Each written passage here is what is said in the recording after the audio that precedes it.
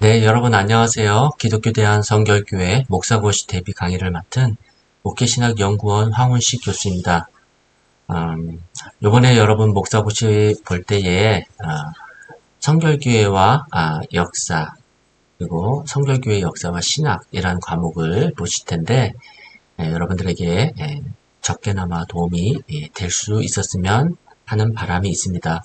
성결교회 역사, 이 100년 이상의 이 역사를 다루기 위해서는 정말 많은 시간이 필요한데요. 이 90분이라는 짧은 영상을 통해서 그것을 다 담아내지 못하더라도 크게 여러분들이 이해하실 때에 도움이 되기를 바라고 있습니다. 자, 그러면은 먼저 목차를 한번 보겠습니다. 저희가 먼저 살펴볼 것은 한국 성결교회 역사 중에서 먼저 그 배경, 그 웨슬리안 전통이라는 이 신학의 전통을 저희 성결교단이 간직하고 있는 부분을 설명을 하고요.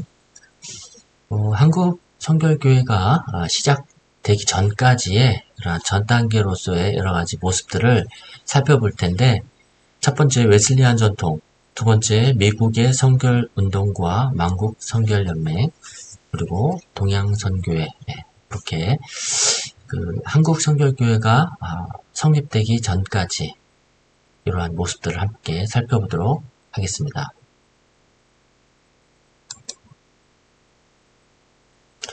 성결교회 역사에 대한 짤막한 영상이 홍보용으로도 나온 게 있습니다. 그것을 여러분들과 함께 같이 시청을 하면서 이제 이 성결교회 역사를 열도록 하겠습니다. 시청하시겠습니다.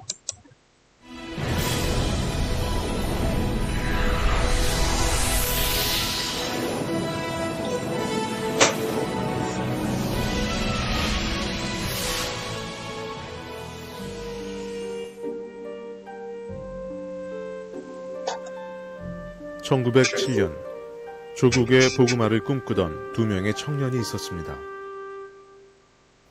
김상준과 정빈.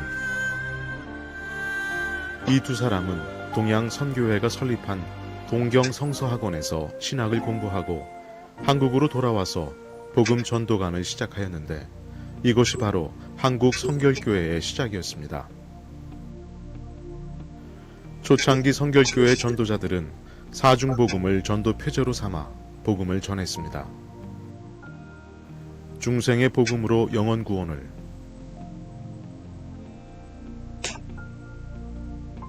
성결의 복음으로 새로운 삶을,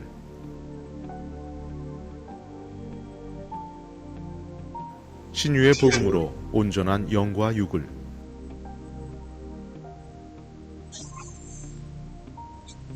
재림의 복음으로 소망의 삶을 전하고자 했던 이들은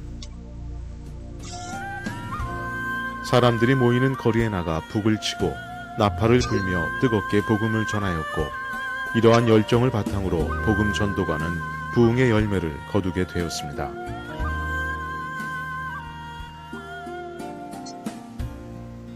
(1911년) 이 땅에 성결한 하나님의 사람을 더욱 많이 세우기 위하여 현 서울신학대학의 전신인 경성 성서학원이 설립되었습니다. 이 성서학원을 통해 양성된 사역자들은 성결의 복음을 더욱 힘써 전파하였고, 이들의 헌신적인 사역은 성결교회를 새롭게 하는 밑거름이 되었습니다. 1921년 9월 조선 예수교 동양선교회 성결교회라는 명칭으로 조직을 정비한 성결교단은 1943년 일제에 의한 강제 해산과 1950년 한국전쟁이라는 큰 시련을 연이어 겪게 되었습니다. 이 어두움의 시기에 많은 교육자들과 교인들이 난폭을 당하였고, 거룩하고 값진 순교의 피를 흘리기도 하였습니다.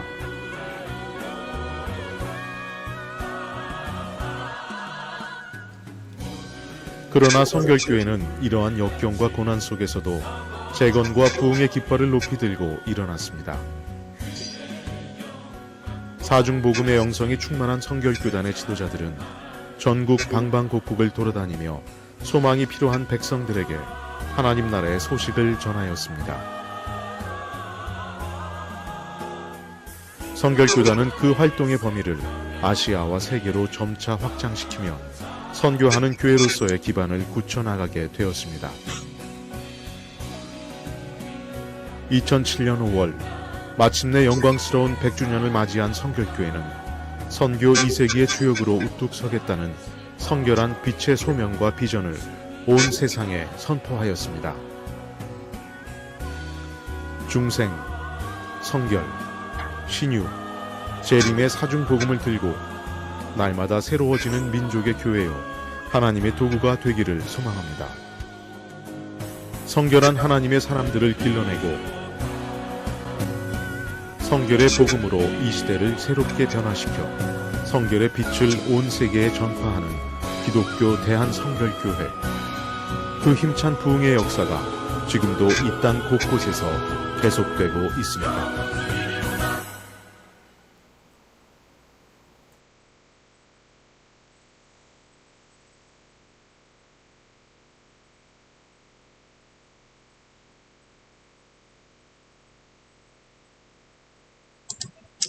자, 여러분, 영상 보셨죠?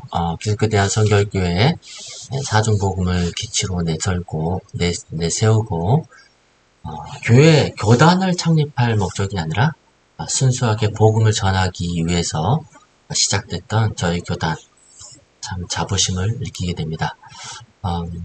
이 교단, 웨슬리안 전통 가운데에 있는데요. 그러면 처음부터 한번 살펴보겠습니다. 웨슬리안 전통이라고 했습니다. 목사고시 목사고시에서 편찬한 목사고시 예제집 8쪽에 보면은 첫 번째 이렇게 나와 있습니다. 예제집 1번에 한국 성결교회는 웨슬리안 성결운동의 전통이 있다. 이명직 목사 성결교회 약사에서 여기 못해놨습니다. 성경이 아니라 성결입니다. 성결교회 약사에서 한국 성결교회의 개통은 요한 웨슬리를 이어 일어난 초시대 감리교회와 같이 복음을 고조하고 불신자들을 전도하여 바른 길로 인도하는 데 있다면서 성결교회의 교리나 정신이 초시대 감리교회에 근거한다고 밝히고 있다.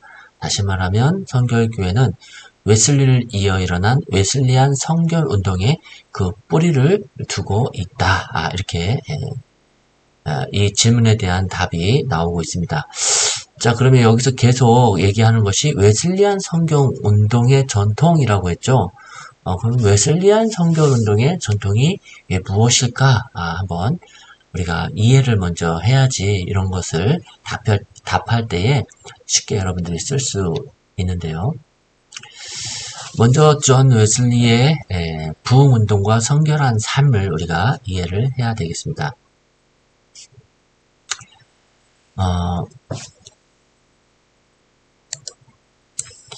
존 웨슬리는 영국 사람이죠. 영국. 그래서 이제 영국적인 배경이 있는데 당시에 18세기 영국의 상황을 보면은 그 산업혁명이 일어난 것을 우리가 역사적으로 알 수가 있죠. 그리고 계몽주의 사상과 정치적 혼란으로 인해서 사회적으로 굉장히 변화가 있는 그러한 시기였다라는 것입니다. 그러한 상황에서 근대교회가 감당해야 할 수많은 과제를 가지고 있었지만은 그때 당시 교회 성직자들의 모습을 보면은 세속화된 이 시대를 향한 하나님의 섭리를 그렇게 강하게 깨닫지 못하고 있었을 때였다. 그런데 이러한 시대적 사명, 부패한 영국 사회와 교회, 이러한 시대적인 문제 앞에서 신앙 부흥의 역사가 일어나게 되죠. 그래서 이러한 새로운 물결을 주도했던 사람 중에 한 사람이 바로 존 웨슬리 그리고 조지 휘필드라고 이러한 분들이 이제 시대적으로 감당해야 될 하나님의 섭리를 잘 감당하면서 부흥의 역사를, 신앙 부흥의 역사를 이루어 나가는데 앞장섰던 사람들이었다. 이러한 분들이 이렇게 앞서 나가기 위해서는 먼저 그들이 신앙적으로 올바르게 나아갈 수 있었던 그런 배경이 있었습니다. 그 배경은 바로 청교도적인 신앙, 그리고 유럽 대륙의 경건주의 운동, 경건주의의 아버지 필립 야콥 슈페너, 플랑케의 절정에 이르는 플랑케의 사역들, 이러한 경건주의 운동과 모라비안 형제들, 이러한 그 단체들, 그리고 이 단체들에서 이러한 운동들에서 청교도적인 신앙, 이러한 것을 가지고 많은 주변의 유럽과 유럽을 넘어서 영국에까지 많은 영향을 미치고 있었는데, 이러한 영향력을 지금 존 웨슬리와 휘필드가 받았다라고 볼 수가 있습니다. 먼저 존 휘필드를 살펴보겠습니다. 조지 휘필드입니다. 조지 휘필드. 1714년 영국 글로스터에서 태어났죠. 그리고 옥스퍼드 대학에서 공부하면서 존 웨슬리의 홀리 클럽에 참여하게 되었습니다.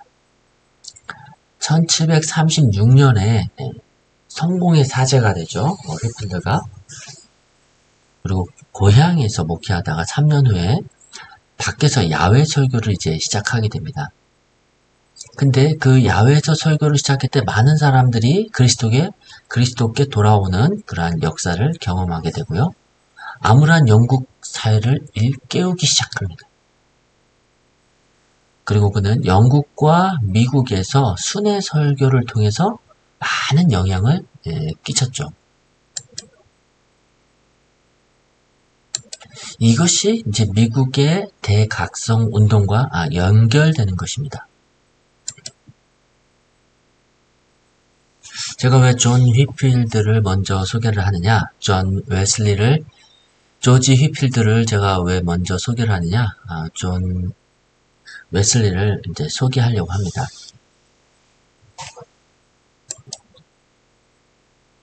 휘필드가 이렇게 야외 설교를 할 때에 미국의 사역으로 인해서 영국의 야외 설교를 계속 이어갈 사람이 필요했습니다.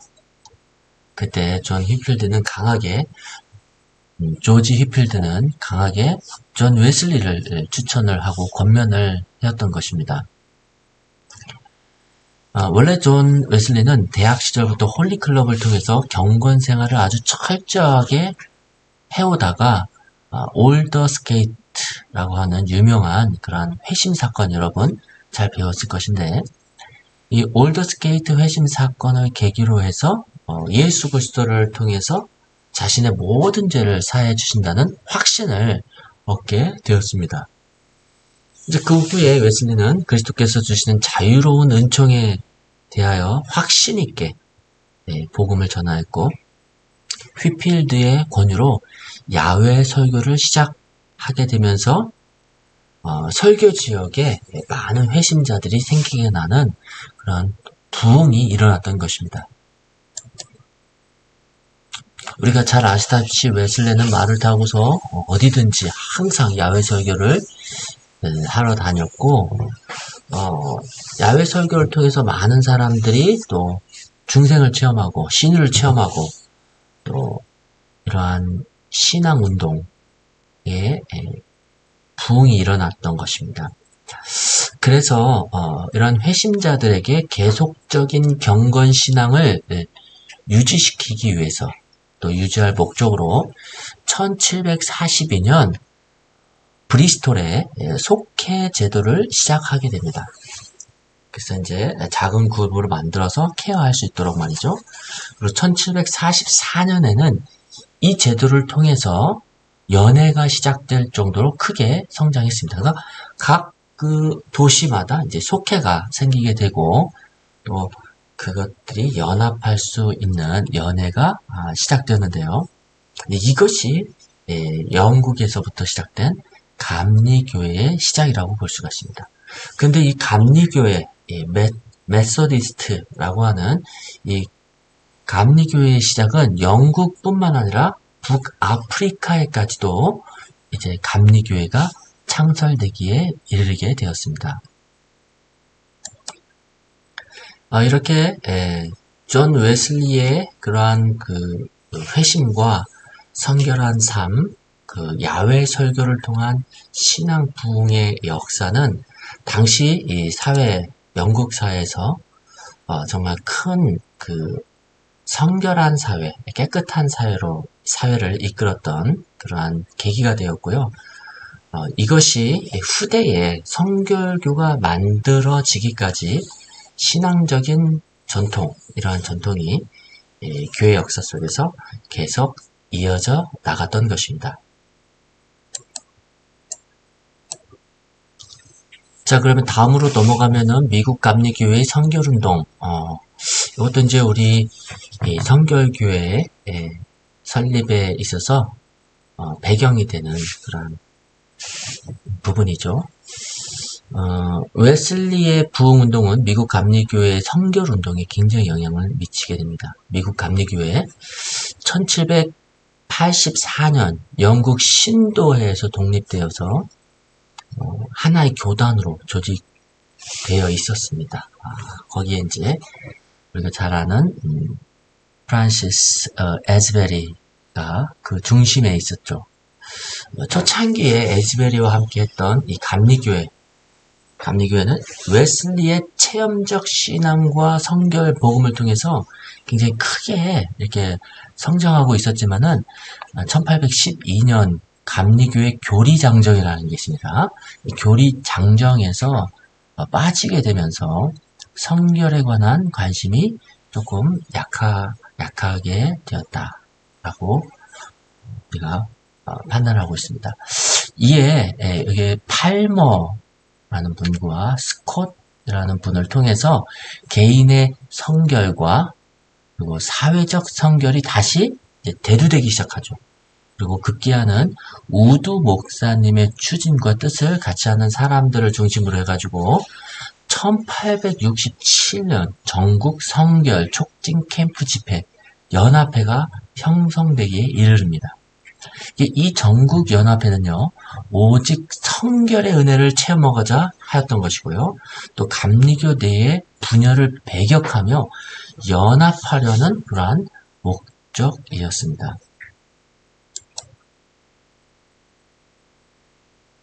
이 집회는 미국 동부 지역에서 시작되었지만은 1870년대와 80년대를 거치면서 중서부와 남서부, 서부로 이렇게 계속적으로 확장하게 되는데요. 1883년까지의 모습만 하더라도요, 52개의 캠프가 조직적으로 운영되었다고 합니다. 근데 이제 이러한 성결 촉진 캠프 집회, 이러한 성결운동, 이러한 집회는 성결운동의 취지와는 달리 전국적인 성결운동, 성결을 갈망하는 감리교에서 새로운 성결 교파를 형성하게 됩니다. 그 이유가 있죠. 그 이유는 감리교 교육자들이 이렇게 성장하는 이러한 집회를 통해서 단체들이 이제 결성이 되고 그러는데 여기에 좀 경계를 하고 반대하고요. 심지어는 이러한 성결 단체들을 제거하려고 했기 때문이었습니다. 그리하여 성결 단체는 새로운 교회를 세울 수밖에 없었고 또 대표적인 교단으로 그때 세워진 것이 하나님의 교회, 그리고 나사렛 교회, 그리고 만국 성결 연맹이라는 그러한 기관들, 단체들이 창립되었던 것을 보게 됩니다.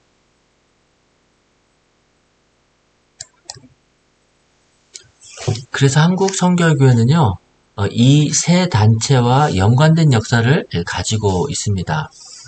여기서 한국 성결교회에 가장 밀접한 관련이 있었던 단체가 바로 만국 성결 연맹이라는 단체입니다.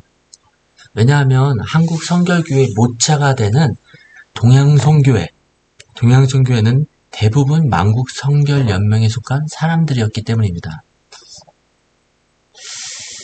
한편 미국 하나님의 교회 있는데요. 미국 하나님의 교회 아까 그 성결 운동의 여파로 그 단체가 생겨났다고 그랬죠. 하나님의 교회, 나사렛 교회, 만국 성결 연맹. 지금 하나님의 교회는 1930년 성결교회에서 분열된 일부 그룹과 손을 잡고 새로운 교파를 만들었고요. 미국 나사렛 교회는 해방 후에 한국 성결교회에서 활동했던 정남수 목사님과 함께 한국 나사렛 교회를 만들었습니다. 그래서 이제 이러한 역사적인 모습을 보면요, 미국 성결운동의 이 세 단체가 초기 한국 성결교회에 영향을 미친 교단이었다라는 것을 알 수 있고요. 성결교회의 기성이 있죠. 지금은 기성과 예성, 나사렛 성결교회, 또 한국의 하나님의 교회 교단들이 이렇게 성결이라는 그러한 역사적 공통 분묘를 통해서 오늘날에도 서로 연합할 수 있다는 것을 보여준다라고 할 수 있습니다. 자, 그럼 여기서 만국성결연맹, 이 단체가 어떤 특징을 가지고 있는지 보면은 한 5가지 정도로 요약을 할 수가 있는데요. 첫 번째, 웨슬리안 성결운동이었다는 것이죠. 대부분의 인물들이요, 감리교 계통의 교육자였고요. 이들이 주로 강조하고 있는 것은 웨슬리의 성결론이었기 때문입니다. 두 번째로는요, 신유와 재림을 강조했습니다. 성결과 더불어 강조한 게 신유와 재림이라는 것이죠. 세 번째로는 만국성결연맹은 소외된 사람들을 위한 선교를 강조했다라는 것이 특징입니다. 네 번째로 만국성결연맹은 교권주의를 배격하고요. 순수한 성도들의 공동체를 지향하였습니다. 그래서 이제 모토로 삼는 것은 본질적인 것에는 일치를, 또 비본질적인 것에는 자유를, 모든 것에서는 사랑을, 모든 것 위에는 하나님을, 이것이 바로 모토였다고 합니다. 다섯 번째로 만국성결연맹은 선교지향적인 단체입니다. 중생, 성결, 신유, 재림, 이러한 4가지 대표적인 기치, 가치, 복음이죠. 이것과 더불어서 강조했던 것은 세계 복음화를 강조했다라는 것이죠. 그래서 만국성결교회의 특징 5가지, 웨슬리안 성결운동, 신유와 재림 강조, 소외된 사람들을 위한 선교, 교권주의를 배격하고 선교 지향적인 단체였다라는 것입니다. 이러한 특징을 가지고 있는 만국성결연맹에서요, 우리하고 이제 직접적으로 관련된 찰스 카우만이 있습니다. 이분이 여기서 목사 안수를 받거든요. 이분이 바로 동양선교의 창립자였죠. 카우만은 1868년 3월 13일에 태어나신 분이시고요. 전통적인 감리교 가정에서 자랐습니다. 그가 이제 나중에 아내의 도움으로 회심을 했다고 하는데요. 온전한 성결을 체험하지 못하다가 결국은 그 온전한 성결, 성화를 체험하고 선교에 관심을 갖기 시작합니다. 직업은요, 시카고 전신회사에 다녔던 분이시고, 길보른이라는 분과 함께 전신 선교단을 회사 안에서 조직을 하고 굉장히 열심히 전도했던 분이십니다. 카우만은 이 전도에 열정적이었고요. 또 성경 지식을 추구를 했기 때문에 무디 성서학원을 6년 동안 다니면서 공부를 했습니다. 그러다가 그는 본격적으로 선교사가 되고자 작정을 하죠. 기도하면서. 그래서 만국 성결 연맹의 후신인 만국 사도 성결 연맹에서 선교사로 안수를 받고 활동을 개시했습니다. 이때 카우만과 직장 동료였던 길보른도 카우만과 같이 안수를 받게 되죠. 이제 길보른도 굉장히 우리 성결교회하고 연결되는 중요한 분이죠. 길보른은 캐나다 온타리오주의 나이아가라 폭포 근처에서 태생하였습니다. 14살부터 전신기사로, 아까 전신회사에 다녔다고 그랬죠? 그래서 전신기사로 취직을 했고, 직장을 시카고로 옮기면서 카우만과 만나게 되었고, 카우만과 직장 안에서 전도 활동을 했던 것이죠. 교회를 출석하게 되었고요. 그러다가 이제 카우만과 한 집회를 참석하게 되는데, 그 집회가 바로 심푸슨 집회였습니다. 심푸슨 목사님이 있던 그러한 집회였는데, 거기에서 선교사로 헌신을 하게 되었던 것이죠.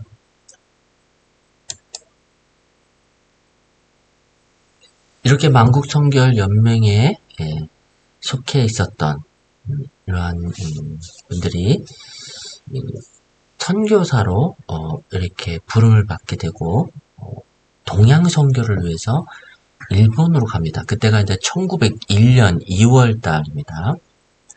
이제 일본에 가가지고 나카다 주지 목사님하고 이렇게 사역을 하게 된 거죠. 여기서 이제 나오게 되는 이제 나카다 주지 목사님은 무디 성서 학원을 통해서 알게 됐던 그런 사이였습니다. 그래서 이제 동양 선교에 대해서 함께 비전을 키우면서 결국은 이제 일본에다가 동양 선교회를 조직을 하게 되었습니다. 이 동양 선교회 조직은요, 5인으로 구성이 되었습니다. 그래서 카우만 부부, 그리고 길보른, 3명이죠. 섭외하고 재정을 담당하였고, 또 사사오 데츠사브로라는 분은 사사오라고도 하는데, 이분은 성서학원 원장을 맡으셨고, 그 다음에 나카다주치 목사님은 전도를 담당했다고 합니다. 그래서 이렇게 5인으로 동양 선교회가 창립이 되었고, 동경성서 학원도 마찬가지로 이 5분이 거기에다가 신학교죠. 오늘날은 신학교를 이렇게 설립을 하고 성경을 가르쳤던 것입니다. 이 성서학원은 동양선교회를 처음부터 계획하고 있을 때부터 원했던 이러한 사역이었는데, 이 성서학원을 통해서 그리스도의 온전한 복음을 전하고자 했던 것이죠.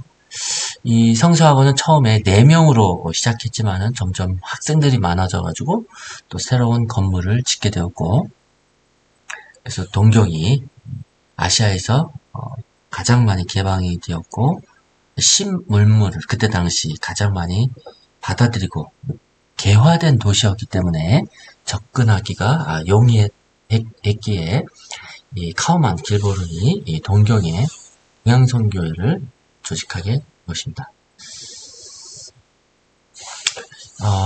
이 동경에는요, 당시 많은 유학생들이 이곳에 오게 되는데요. 신물물을 이렇게 경험하고자 온 많은 사람들이 있었는데, 아시아 각지에서 온 유학생이 성서학원에서 복음을 또 듣고, 또 거기서 또 사명을 받기도 하였습니다. 여기에서 공부했던 학생들 가운데 한국에서 온 학생이 있었습니다. 그것이 바로 김상준과 정빈, 또 이장하라는 분이신데요. 이분이 이 동경성서학원의 유학생이었죠. 그래서 이분이 먼저 김상준과 정빈, 이 2분이 먼저 졸업을 하고 유학을 마치고 한국에 돌아와가지고 이제 전도하기 시작했는데, 종로에서 그 전도하기 시작했던 그때가 바로 한국성결교회의 시작이라고 볼 수가 있는 것입니다.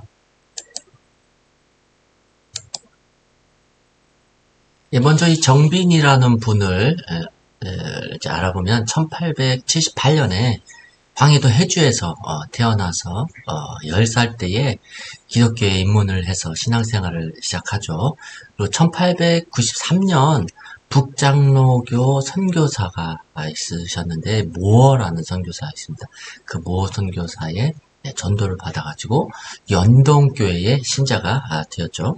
그리고 1904년에 일본으로 유학을 가가지고 그렇게 동경성서학원 이렇게 입학을 했던 것입니다. 거기에서 이제 많은 것을 배우고 오고 또 깨닫고 익혔죠.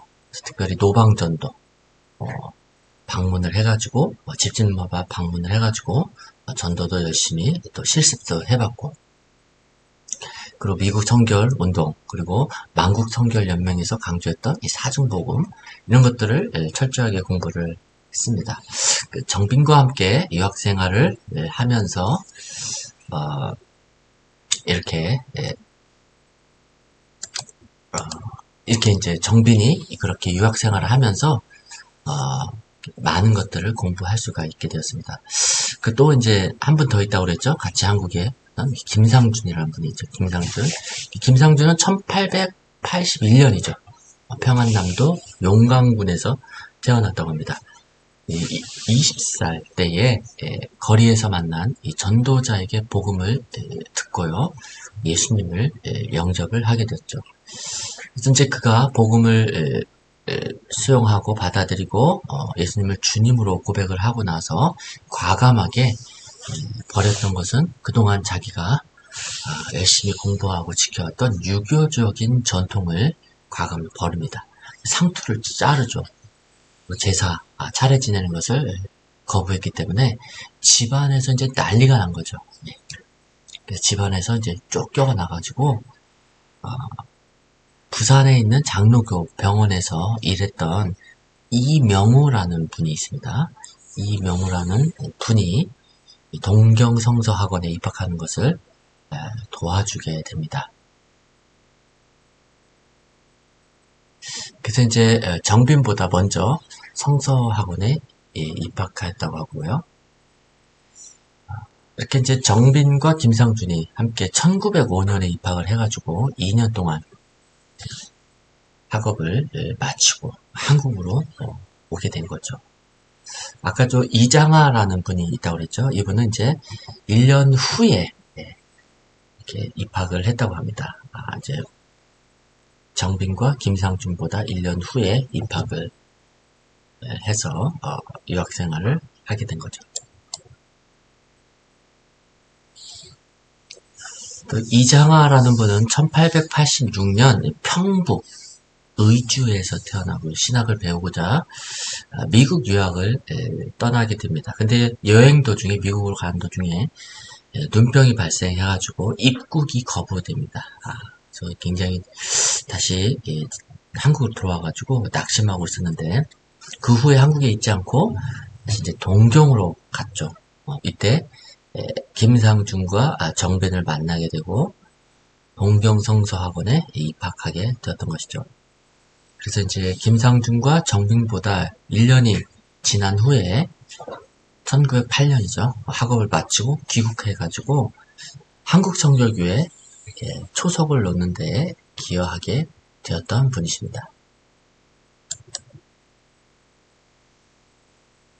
자, 그러면은 이제 한국성결교회의 그 시작에 대해서 이제 살펴보겠습니다. 이제 이제까지는 한국성결교회가 시작하기 이전의 그 역사들, 배경들을 한번 크게 이렇게 요약을 해본 것이고요.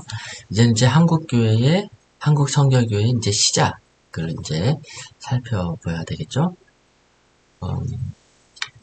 뭐니 뭐니 해도 그때 당시에는 어떤 시기겠습니까? 일제강점기겠죠. 일제강점기. 그래서 이제 여기 오른쪽에 보시면은 동양선교의 복음전도가 1907년부터 1921년까지 한번 살펴보고, 그리고 동양선교회 복음전도관이라는 말이 이제 사라지고 성결교회라는 말이 나타나게 되죠. 그것이 1921년부터 1945년까지 이제 이런 시대적 구분으로 또 크게 한번 이해해보는 시간을 가져보겠습니다.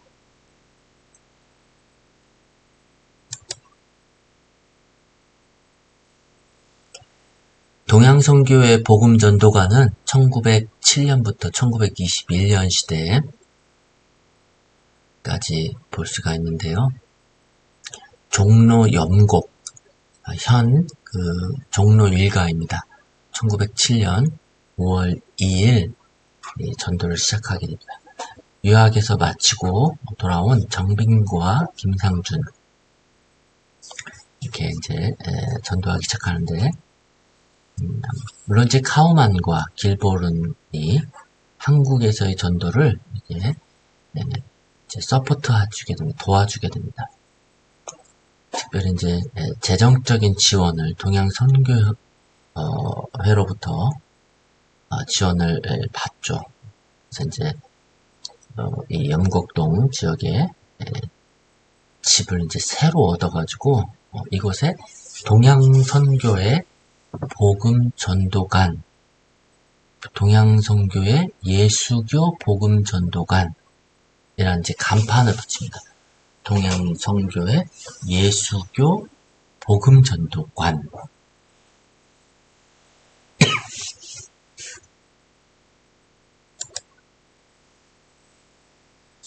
(1907년 5월은요) 1907년 자체가 굉장히 한국의 부흥의 운동, 신앙 부흥이 계속적으로 이어지는 그러한 시기였습니다.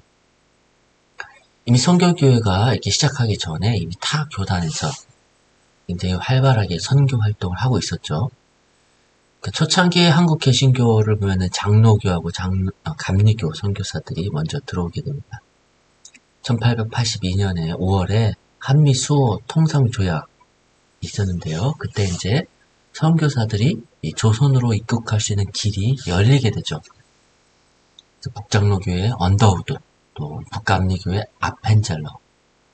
이제 1885년 4월에 인천으로 들어오게 됩니다. 사실 이분들보다 의료 선교사였던 알렌이라는 분인데 1년 더 빨리 한국에 오시게 되었는데, 이제 그분은 이제 선교 사업이라기보다는 의료 사업이죠. 의료 사업으로 먼저 들어오게. 그래서 이제 미국의 남장로교, 남감리교, 캐나다 장로교, 호주 장로교 이런 선교사들이 계속 이렇게 들어옵니다. 맨 처음에는 이제 북장로교, 북감리교 들어왔다가 미국의 남장로교, 남감리교, 캐나다 장로교, 호주 장로교 이렇게 여러 선교사님들이 이제 한국에 이제 많은 사람들을 구원으로 초청하기 위해서 입국합니다. 19세기 말에 이렇게 장로교와 감리교 선교사들이 한국에 들어와가지고 전도를 시작했던 것이죠. 그리고 또 이제 20세기 초반에도 또 열풍이 일어나죠. 한국으로 들어오는 선교 단체들도 막 들어오게 되죠. 구세군 그렇고, 또 이제 20세기 이제 우리 동양선교회 안식교도 막 이렇게 이때 막 들어오게 됩니다.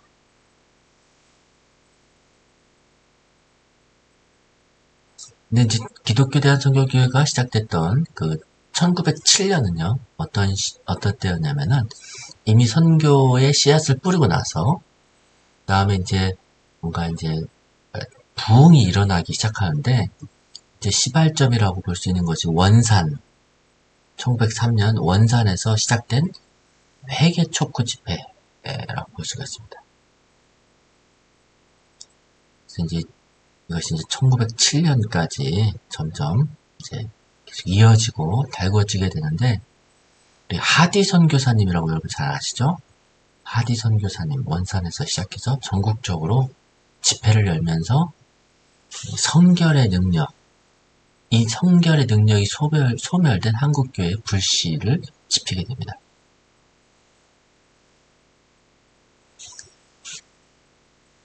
그러한 과정에서 1907년 1월 14일 날 평양 장대현 교회에서 부흥사경회가 열려서 선교사님, 교회 지도자, 집회 참석자 모두가 정말로 참 회개하는 역사가 일어나게 됐던 것이죠.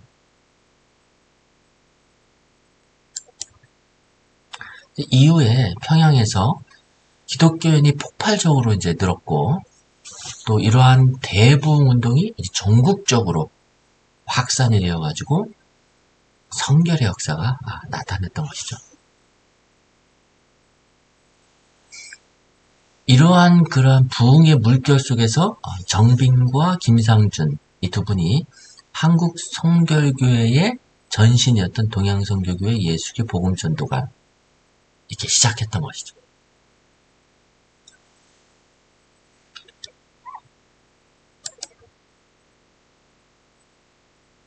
정빈과 김상준이 종로 염곡 현 종로 1가에 세운 복음전도관 예수교 동양선교회 예수교 복음전도관, 이 전도관이 이제 한국 성결교회의 이제 모체라고 볼 수가 있습니다. 이 복음전도관이 이제 동현이라는 곳으로 구리계라고 합니다. 옮기게 되죠. 1908년에 옮기게 되고 1909년에는 이제 무교정이라는 곳으로 이사를 해가지고 이제 계속 유지하다가 1912년에 새로운 건물로 이렇게 건물을 짓고, 이것이 이제 현 중앙성결교회의 그러한 자리라고 볼 수가 있습니다. 현 중앙성결교회 전신이죠. 이 무교정 여기가요. 전신입니다. 그래서 이제 초기 동양선교회 사역이 바로 이곳을 중심으로 해서 이제 이루어지게 되었습니다. 처음 복음전도관 자리였던 염곡동, 염곡이라는 그 곳은 서울에 이제 번화가, 그래서 위치는 굉장히 좋았다고 합니다. 장소가 굉장히 협소해서 그랬는데, 그래도 한 내부에는 한 50명에서 60명 정도 앉을 수 있고요. 또 밖에서는 더 많은 인원을 수용할 수가 있었던 장소였습니다. 구리계라고 해서 이제 동현으로 옮겨가서는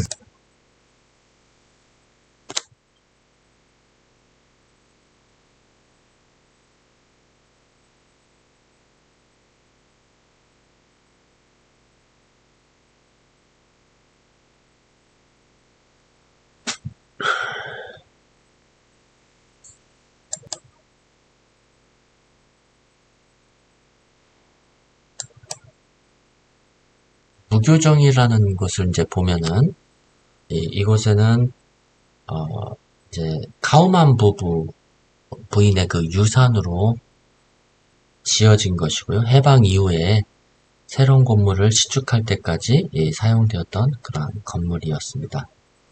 이 무교정이라는 지역이 한국의 모든 계층 사람들의 접근이 가장 좋은 장소로 인식되고 있었습니다. 교통의 요충지죠. 교통의 요충지.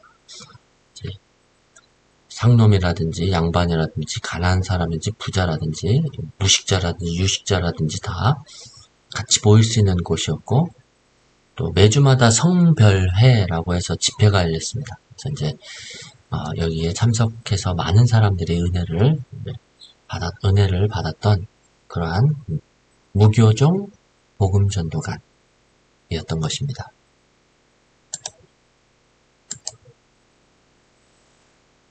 복음전도관이 이렇게 점점 알려지고 또 확장되어 가는데요.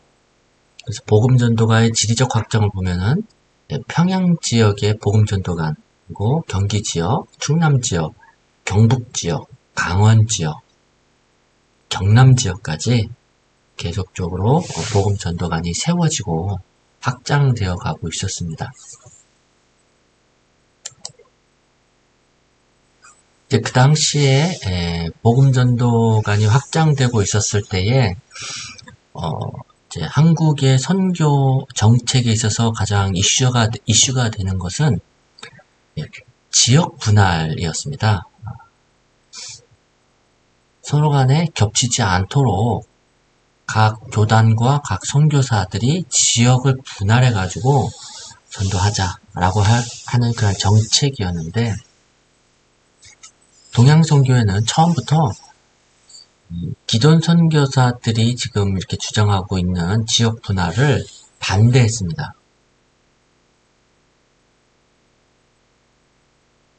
그래서 이제 지역을 교파별로 나누어 가지고 선교하자는 얘기인데, 사실 이제 동양선교의 입장은 그렇게 해서 그들이 정말 잘 선교를 하고 복음이 전파되는가? 라는 것에 의문을 제기했죠. 선결의 복음이 들어가는데 그것이 막히는 것을 가만히 있지 않았던 것이죠. 선교가 잘 이루어지지 않았던 것 같아요. 지역 분할을 했음에도 불구하고. 그래서 이제 동양선교회는 어느 선교단체도 어느 교단이든 선교 지역을 독점할 수 없다라고 얘기를 합니다. 복음 전파가 방해되어서는 안 된다.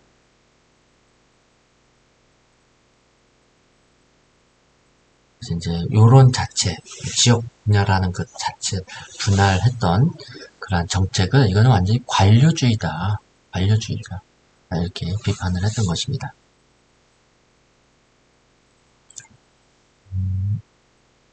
그래서 이제 동양선교 복음전도관은, 그 초기 복음전도관의 특징은 그것을 구애하지 않고 전략 지역에 복음전도관을 계속 세우게 되었던 것입니다.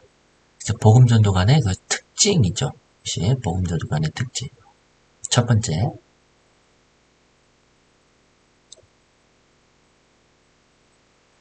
그래서 이제 이 전략적 요충지가 어디였냐면 인천, 그리고 김천, 철원, 진남포, 이런 등등의 지역이었다고 하고요. 개항장 혹은 교통의 요지, 이런 것을 우선적으로 전략적으로 개척을 했던 것이죠. 두 번째로 초기 복음전도관의 특징은 연고지에 복음전도관을 세웠던 거예요. 복음전도관 출신에 나왔던 성도들이 이사를 가서 그 지역에 교회를 세우기 원한다면은 그 신자를 근거로 해가지고 교회를 개척했습니다. 복음전도관을 개척했다. 그것이 이제 규함 전도관하고 광주 전도관이 그런 예였던 것입니다. 세 번째로 기존 복음전도관을 중심으로 그 주변 지역의 복음전도관을 이제 지었던 거죠. 그래서 확장해 나간 거죠. 지방에 한 거점이 있다면 이제 그 거점을 중심으로 이 주변으로 계속 확장해 나가는 거죠.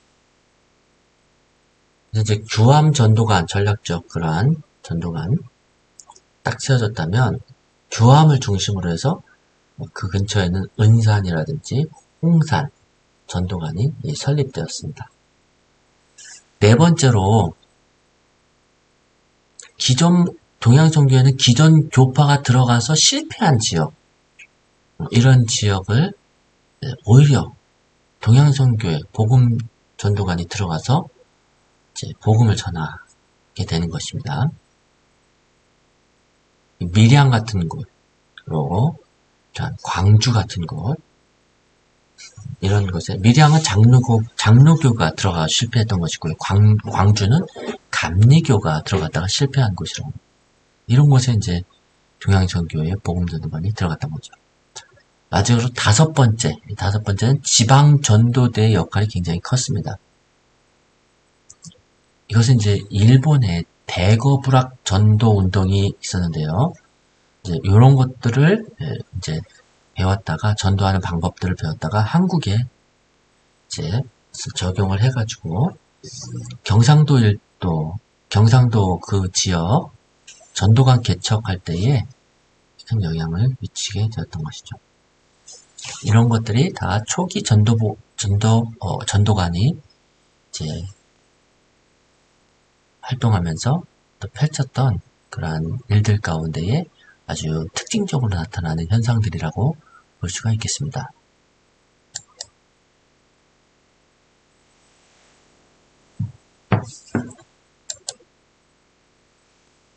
이제 우리가 또 마지막으로 한 가지 살펴볼 것이 있는데요. 그것은 초기 때 동양선교의 복음전도관 시대 때에 사회로부터 이 동양선교의 복음전도관이 오해를 받았던 그러한 사건입니다. 일명 대한매일신보 사건이죠. 대한매일신보에 이 새롭게 이제 나타나게 되었던 동양선교의 복음전도관을 갖다가 일본의 종교 침략, 어떻게 보면은 정책이다. 그 일환으로 동양선교의 복음전도관이 활용되고 있다라고 하는 오해를 받은 것입니다. 서양에서 이제 식민지를 할 때 그들의 이제 강력한 그 문명과 힘을 가지고 그 개척지의 주민들을 다 기독교화 시켰지 않습니까? 이제 그러한 부분들을 이제 알고 있었던 이제 지식인들이죠. 사회의 지식인들. 대한매일신보에서 공식적으로 동양선교의 복음전도관을 일본의 종교 침략의 일환으로 세워진 것이다 라고 이렇게 비판을 한 것입니다. 근데 이제 잘 모르고 그렇게 한 것이죠. 이제 이러한 부분들에 대해서 동양선교의 복음전도관은 친일파가 아니라는 거죠. 친일파가. 물론 일본에 있었던 동양선교회 또 우리의 김상중과 정빈이 일본 유학생으로 가가지고 복음을 듣고 배웠지만 이 친일파하고는 거리가 멀죠. 이 동양선교 자체, 이 동경에 세워진 동양선교 자체는 일본 기구가 아니라는 거죠. 그것은 국제기구나 마찬가지입니다.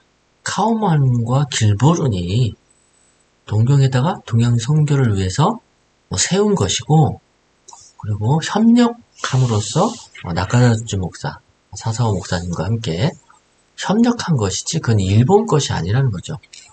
나중에는 이제 일본 동양선교회를 일본이 현지인으로 주관하게끔 맡겼지만은 한국에서의 또 선교, 특별히 이제 동양선교의 복음전도관을 얘기할 때는 한국 사람이 주체가 되어가지고 이렇게 한국 선교는 한국인의 손에 이루어진다라는 것이 동양선교의 그러한 지론이었습니다. 그렇기 때문에 이것이 일본에 굴복시키기 위해서 이 한국민들을 종교적으로 이렇게 이용하고 있다라고 하는 것은 아주 전혀 잘못된 그러한 보도이고요. 이런 부분에 대해서 이제 이렇게 얘기합니다. 이명직 목사님 경우에는 이렇게 얘기합니다. 많은 사람들이 막 의심의 눈초리로 바라보고 있을 때에 근거 없는 중상이 지나지 못하는 말이다. 얼마 지나지 않아서 다 사라지고 말 것이다.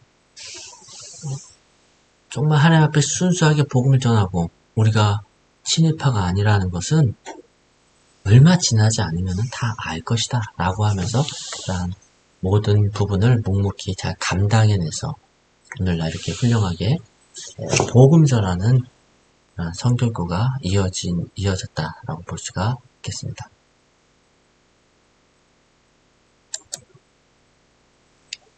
자, 그러면은 초기 성결교회, 초기 복음 전도관 시대죠. 이때는 과연 어떻게 운영되었을까? 전체적으로 동양성교회와의 관계 안에서 초기 성결교회가 어떻게 운영되었을까? 이제 교회 정치적인 부분이죠. 교회 정치가 어떻게 되었을까? 교회 내 이제 감독제였습니다. 처음에는 감독제. 이제 아시아 전체, 동양성교회는 이제 아시아 전체를 관할하고 있는 총재 혹은 총리가 있었고요. 총리는 이제 카우만이 그 역할을 감당했고요. 그리고 나서 각 지역마다 지역의 책임자를 두었는데 그 책임자를 감독이라고 했습니다. 한국은 누가 되냐면 이제 토마스 선교사 감독이었죠. 그래서 한국 선교를 책임질 사람이 바로 토마스, 영국 사람 토마스를 초청했던 것입니다.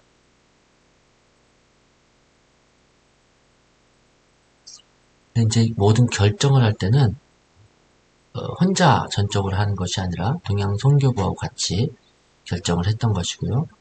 그래서 이제 동양선교의 부총재였던 길보름 선교사님이 어떤 결정이 있을 때는 직접적으로 한국에 내한을 해서 토마스 선교사님하고 같이 결정을 하면서 운영을 했던 것입니다.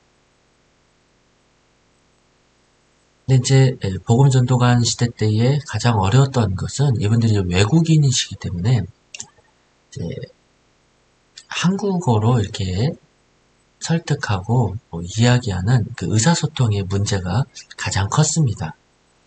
그래서 이제 그것을 해줄 수 있는 그 통역사가 굉장히 중요했었는데 결국은 이 복음전도관 시대 때에는 감독과 이 한국인 통역사, 이 통역사 간의 조율을 통해서 이렇게 운영이 되었다. 물론 중요한 책임들은 이제 동양선교회에서 같이 하지만은 한국에서 이제 실질적으로 그런 것들을 적용해 나가고 실행할 때에는 통역사의 역할이 굉장히 중요했다. 그렇게 볼 수가 있습니다.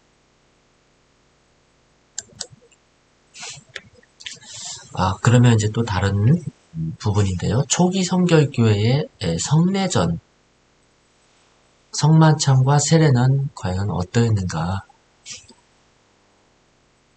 초기 성결교회는 기회가 있을 때마다 성만찬을 행했습니다.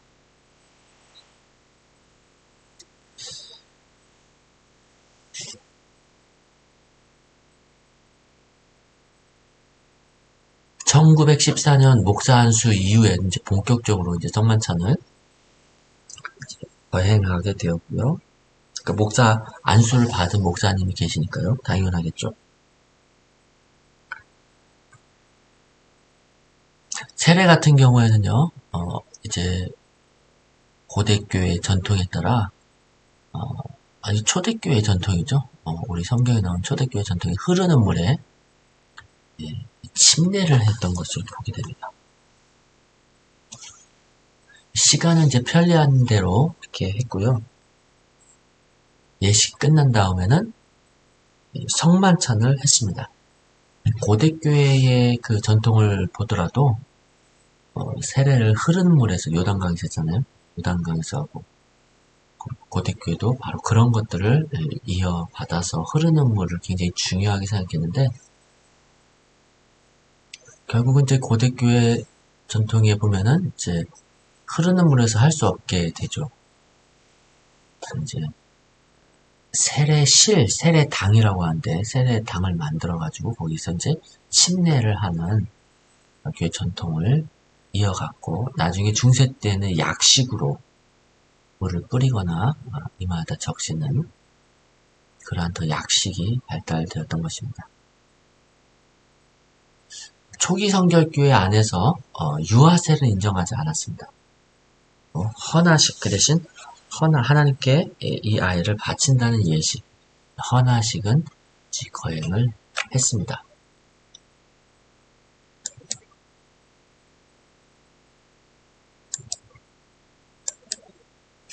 예, 이제 초기 성결교회 마지막 주제인 것 같은데요.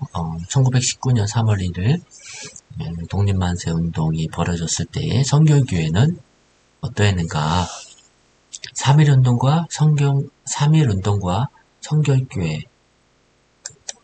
여러분도 잘 아시다시피 3.1운동은 독립선언 33인 가운데 16명이 기독교인이었다라는 사실, 기독교가 주체가 되어서 민족의 독립을 위해서 힘을 모았다라는 이 부분 너무나 잘 알려진 부분이겠죠.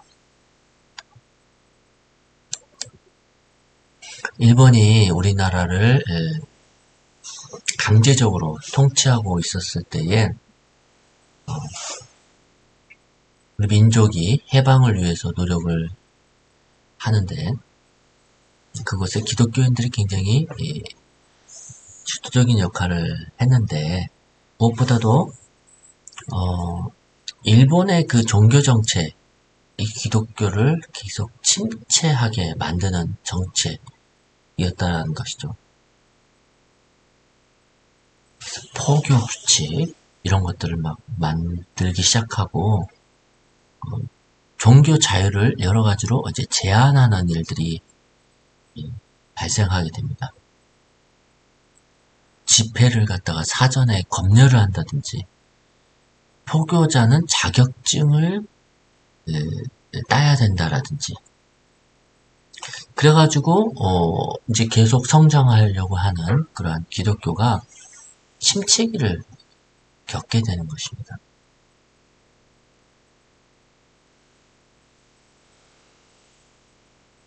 사립학교에 대한 규제가 이제 도를 넘어서서 종교계 사립학교 이러한 사립학교가 굉장히 이제 절반으로 줄어드는 그러한 현상이 발생하게 된 것입니다. 도양선교에서 세운 기독교 선결교회, 기독교 대한 선결교회, 한국 선결교회 학원의 어떤 경성성서학원 예외가 아니었습니다. 그때 당시 토마스 선교사님이 이제 초대 교장이죠. 근데 이 경성성서학원을 일본 순사라고 하죠. 일본 경찰들이 수시로 이렇게 왔다 갔다 하면서 토마스 선교사의 집도 이렇게 방문을 하면서 계속 감시를 하고 있었습니다.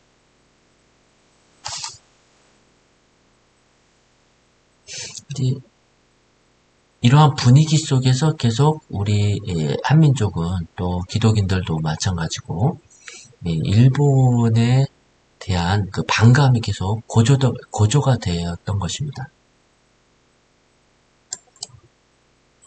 3.1운동 후에 좀 많은 사람들이 또 체포되고 끌려가서 고문을 받게 되고 또 계속 감시를 받게 되는데 성결교회에서 김상준, 강시영 이러한 분들이 그러한 고초를 당하게 되었습니다. 김상준 이분 같은 경우에는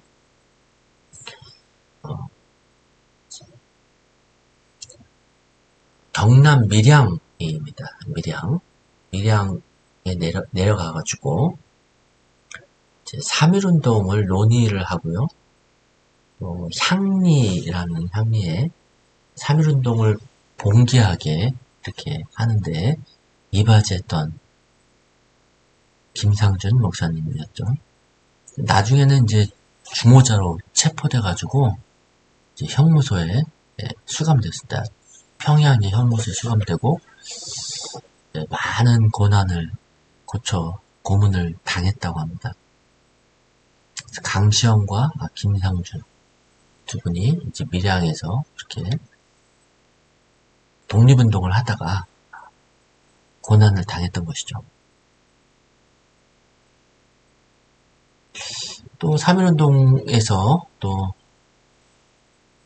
토마스 선교사하고 연관된 그런 일이 발생하는데, 강경에서 토마스 선교사가 일본 경찰에서 구타당한 사건입니다.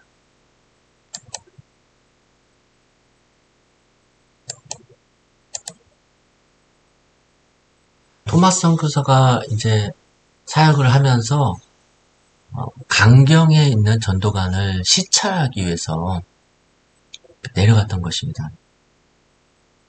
그때에 강경 쪽에 가다가 산에서 독립만세를 부른 어떤 5명의 젊은 사람들이 내려왔던 것이죠.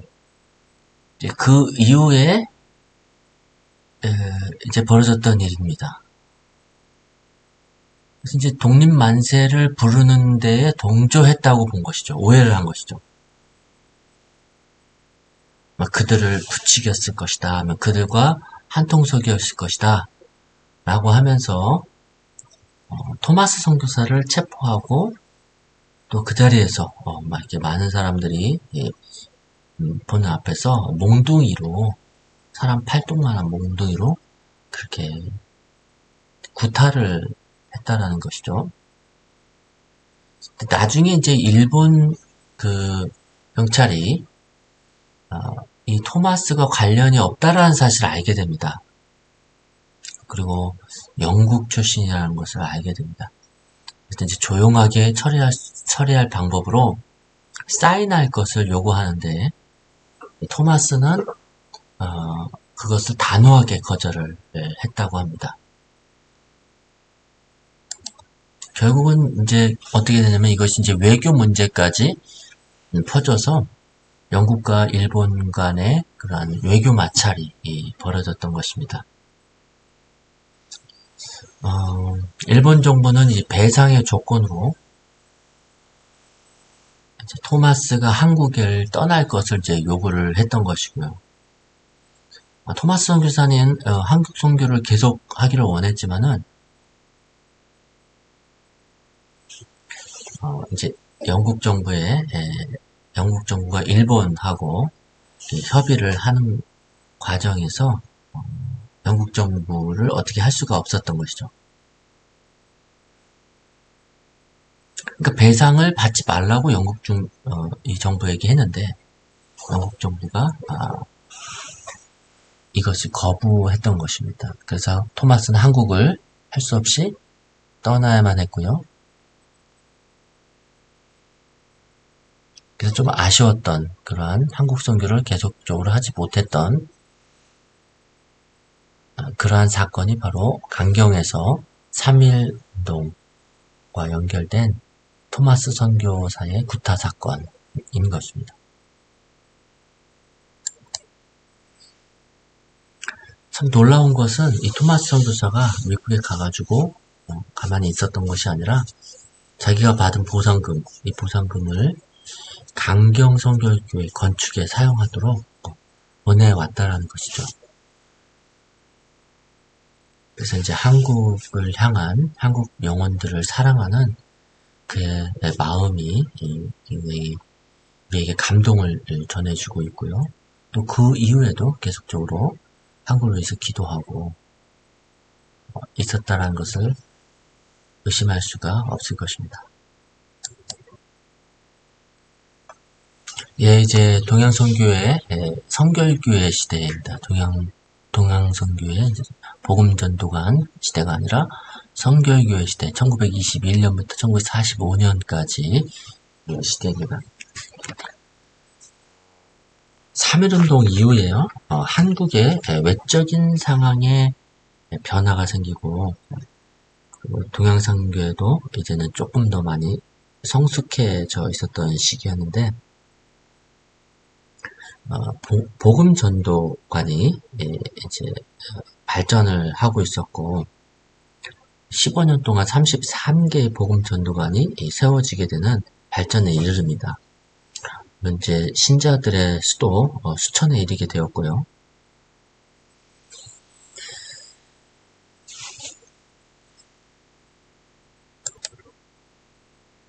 이렇게 발전하고 있는 복음전도관, 이 복음전도관을 위해서 동양선교회가 이제 한국에 이 선교적 거점을 한국으로 이제 옮기자 했던 것이죠. 일본에 동양선교회가 있었는데 일본 선교회로 이렇게 조직이 되었고 이제 여기에 맞춰가지고 한국에는 또 한국에 있는 선결교회라는 명칭을 또 이렇게 사용하게 된 것이죠.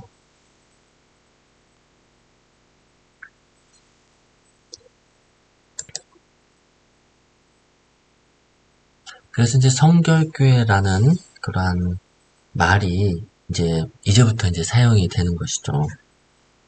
그리고 길보른이 또 조직을 좀 체계화하게 됩니다. 그가 이제 토마스 선교사의 빈자리를 채우기 위해서 이제 결국은 이제 길보른 선교사님이 한국에 감독으로 부임을 하게 되는데요. 이전과는 다르게 이 고문제도와 이사회를 두게 됩니다.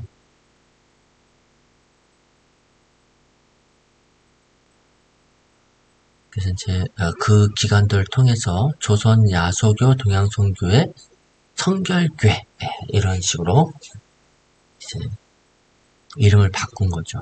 예전에는 동양선교회 예수교 복음전도관이라고 하지만 이제는 조선 야소교 동양선교회 성결교회 동양선교회 성결교회 이렇게 바꾸게 된 것입니다.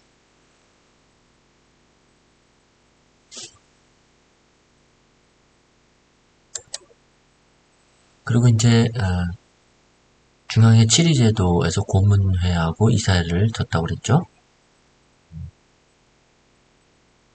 감독의 자문 역할을 할 수 있는 고문회를 둔 것입니다.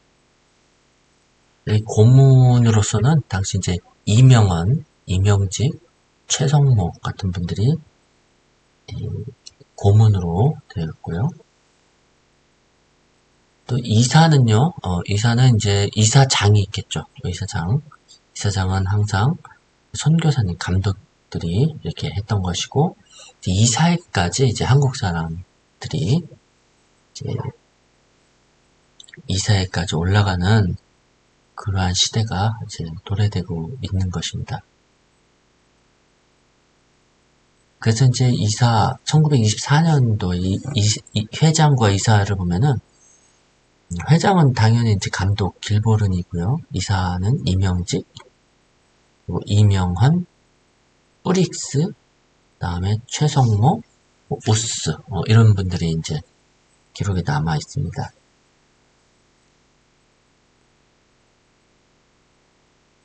그러니까 이제 이러한 이사회의에서 회장, 이사장이라고 하는데 이런 법적으로 가장 최고의 책임을 가지고 있게 되는 것이죠.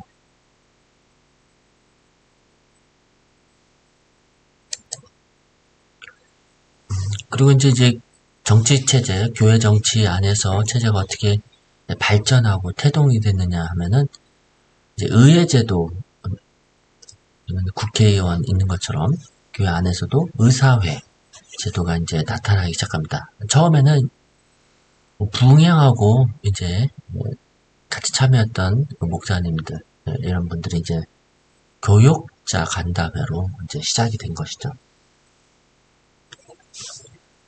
수양회 열릴 때 이때 간단하게 모여가지고 친목 모임이죠. 어떻게 보면 이렇게 교육자 간담회가 이제 일어나게 되었고, 다음에 이때 간담회 같은 거는 이제 비정치적인 성격이죠. 친목 모임이니까. 그러나 이제 교육자회로 발전하게 됩니다. 1924년 교육자회로 발전해서 조금 이 모임이 좀 체계화되고 또 규칙도 이렇게 만들어 가고요. 이런 것들이 나중에 연회로 가기 위한 준비 단계였습니다.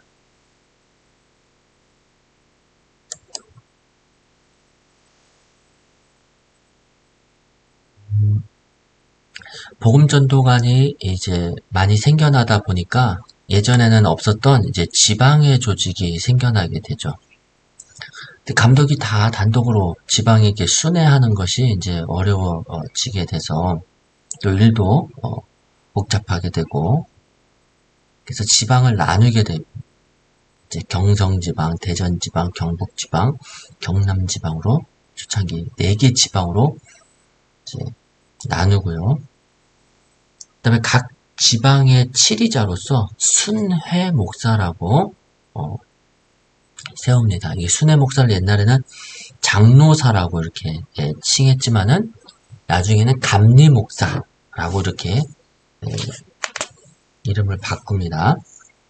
이제 감리 목사는 3개월마다 한 번씩 지방에 있는 개교회를 순방하도록 되어 있고요. 그때 개교회는 그 순방하는 이 감리 목사님의 경비를 충당하도록 하게 되어 있었습니다. 여기서 이제 연회를 한번 보면은요. 연회는요, 성결교회 안에서 한국 사람들, 한국인 목회자들이 교회를 이제 관리할 수 있는 그러한 모임으로 되게 됩니다. 물론 교육제회가 있었죠. 근데 이제 이거는 이제 법적인 기관이라기보다도 건의하는, 이사회에 건의하는 기관이었는데, 교회를 운영하고 교회가 이렇게 돼야 된다, 이렇게 했으면 좋겠다라고 하는 이제 목회자들 요구가 이제 많아지고, 또 이것을 만족시키기에는 이제 한계가 있었던 것이죠. 그래서 이제 동양선교회 총본부의 허락을 얻어가지고 이제 한국에 정식으로 연회를 조직하게 되었던 것입니다.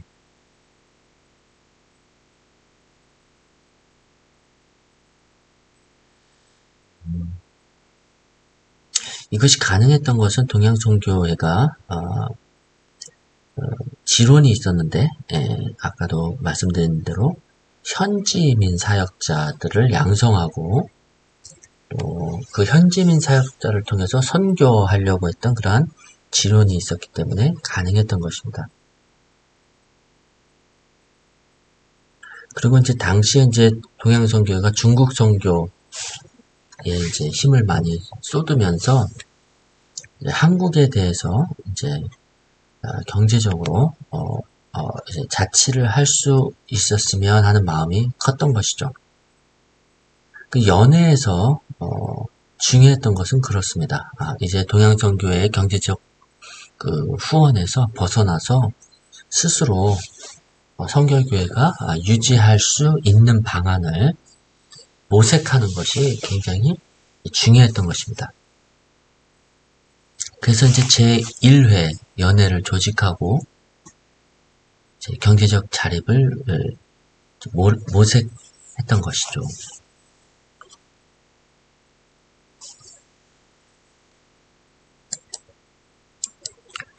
그래서 이제 연회에서 이제 교육자들이 논의할 때에 이제 경제적 자립을 어떻게 할 것인가 이런 것들이 많이 논의되었고, 성결교회 최초로 교육자 생활비 전체를 자부담하는 교회가 이제 아현교회가 나올 정도로 이제 점점 이 문제가 적극적으로 다뤄지게 된 것입니다. 왜냐면은 이러한 것이 될 때에 성결교 자치가 현실화되는 것이니까 많은 노력을 했던 것을 보게 됩니다.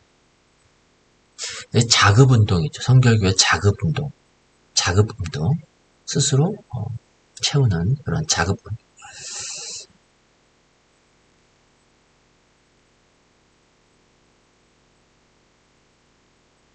어느 정도 이제 자신을 얻어가지고 1932년에 보면은 제4회 역사적인 그 완전 자치를 이제 선언하게 되었습니다. 근데 이 사회연회가 이제 총회를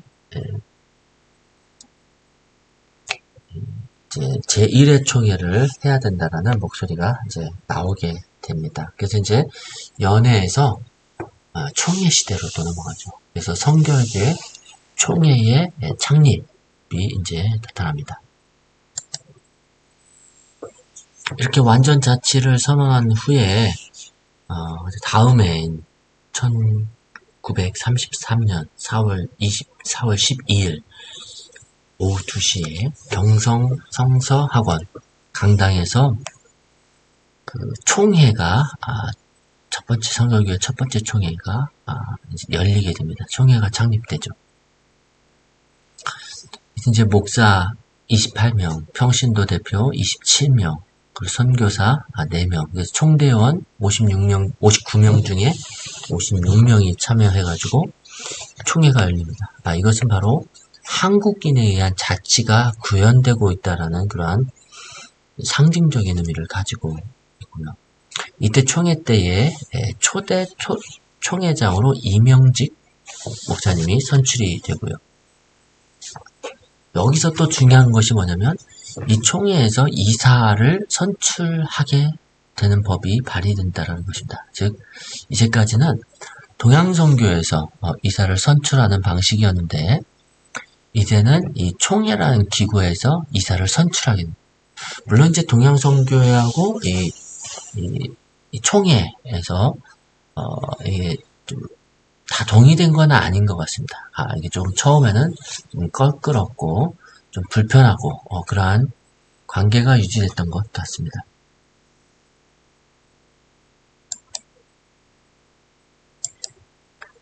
이제 아무튼 이렇게 총회가 이제 최초로 창립이 되고 하면서 이제 성결교회의 모습은 점점 오늘과 같이 이제 바뀌게 되는데 여기서 또 중요한 것은 이 총회 창립 때에 이제 장로와 당회제도 있죠. 장로제도를 바탕으로 해서 이 당회제도가 성결교회 역사 안에 새롭게 도입됐다라는 점입니다.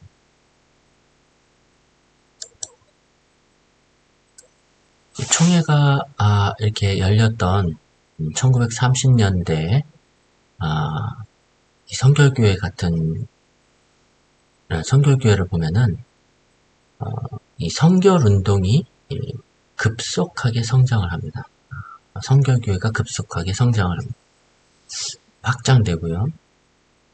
이것이 이제 자치운동에서부터 시작이 됐다 볼 수 있고 또 직접 전도, 성결교회에서 직접적인 전도 많이 했었고 또 한 가지 중요한 것은 전국 장막 전도대 운동 펴졌던 것이죠. 그 가운데에 정남수 목사님이 있습니다.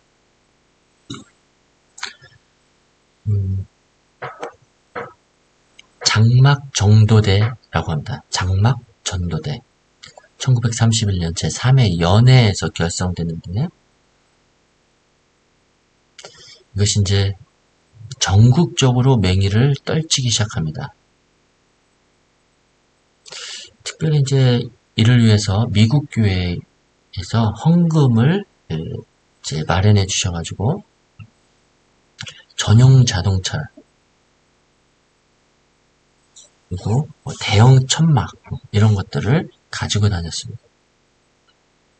전국을 누비면서 1932년부터 1935년까지 전국의 부흥운동을 뜨겁게 펼쳤는데요. 그때 이제 장막 전도대 대장으로 임명되었던 정남수 목사님이 계십니다. 에즈베리에서 공부를 하시고 성결운동, 부흥운동을 배워가지고 한국으로 1926년에 오셨죠. 서선 지방을 향해서 평양 그리고 진남포, 사리원, 해주 계속 부흥의 불길을 일으켰고요. 그래서 이러한 것들로 인해서 성결교회가 더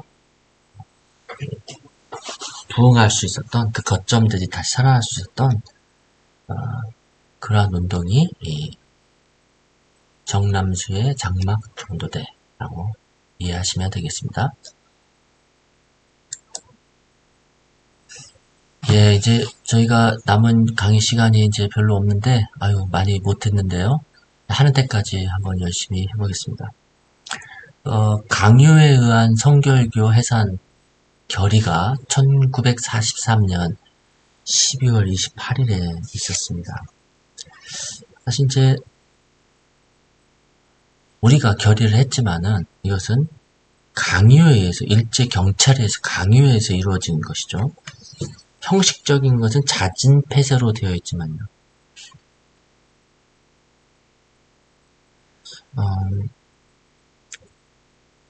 자진 이제 이 자진 이 해산, 이것이 이제 어떻게 이루어졌냐면요. 1943년 12월 28일 석방되어서 조사를 마치고 석방되어 나온 다음에 바로 이게 이루어졌거든요. 이제 이때 교단본부 사무실에서 이명직, 최석호, 이건, 박현명, 최영택, 안창기, 박형순 이분들이 모여가지고 회의를 하고 이명직 목사의 사회로 해산 성명서를 전원일치로 결의를 하게 되었던 것입니다.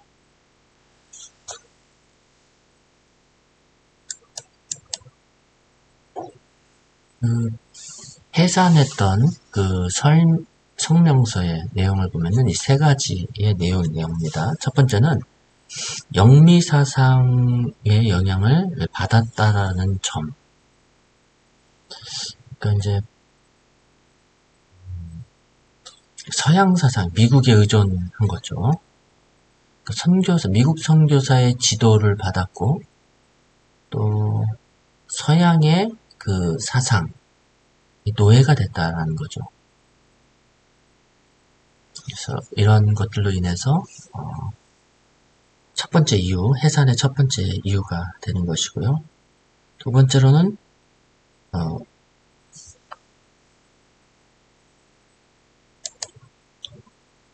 사중복음 가운데의 그 재림사상이 문제가 되었던 것 같습니다. 그래서 예수님과 함께 육체적 부활을 주장하는 기독교의 주장이 그 천황체제에서 천황 중심의 그러한 사상을 위배한다라는 거죠. 국제사상이 위배한다는 거죠. 그래서 이제 두 번째 성명서는 그러한 내용이고요. 세 번째 요소, 성명서에서 세 번째 요소는 구약성서 문제라는 것입니다. 이 구약성서도 유태사상의 사상을 기반으로 두기 때문에 그것을 성교계에서 경전으로 사용하고 있기 때문에 일본 사상과 반대되는 것이다. 대치되는 것이다. 그래서 이제 이것이 일본과 내선일치라고 해가지고 일본과 조선은 하나다 이렇게 하고 있는데 이러한 요소들이 하나가 되지 못하는 요소가 되게 한다. 이제 그러한 그 내용을 세 개의 내용을 해산 성명서에 넣었다라는 것은 다 일본의 주장이죠. 일본의 주장. 그러니까 일본의 주장을 넣은 이유가 뭐겠습니까? 강요했기 때문이죠. 강제적으로. 오랫동안 고문하고 협박했고 또 회유했었고 일본이 자진 해산하도록 강요했기 때문에 이제 이 부분에 대해서 이제 이런 목사님들이 논의해봤자 지금 상태에서는 쓸모없는 일이라고 생각을 했고 일본 경찰의 강요를 받아들인 거죠. 그래서 교단이 해체되는 그러한 시기를 겪게 됩니다. 이제 1943년 12월 28일이라는 것이죠.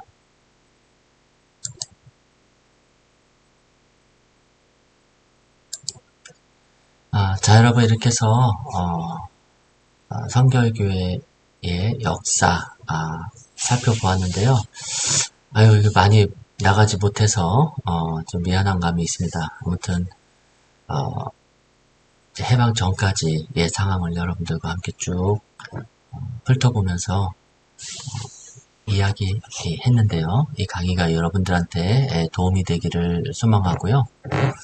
아무쪼록 나머지는 열심히 여러분들이 예제집과 다른 부분들을 열심히 공부하셔서 숙지하셔서 목사고시에 꼭 합격하기를 바라겠습니다.